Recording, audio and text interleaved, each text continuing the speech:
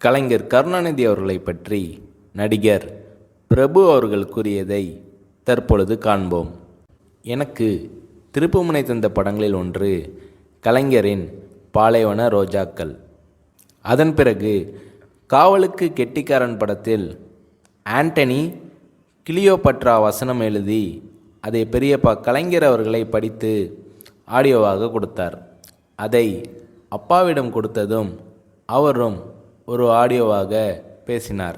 பேரழகி Cleopatra என் உள்ளத்தில் கொலு வீற்றிருக்கும்போது போர் முனையில் எதிரிகளை பந்தாடுவதற்கு வீரம் தானாகவே வரும் என்று பெரியப்பாவும் அப்பாவும் பேசிய ஆடியோ என்பது இதுதான் தமிழ் என்பதை காட்டியது.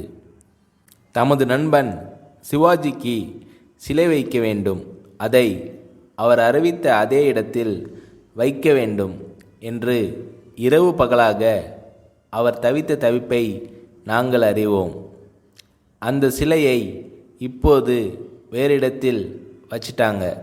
ஆனாலும் அது பெரியப்பா வைத்த சிலைதான் என்பதை மறக்க மாட்டோம்.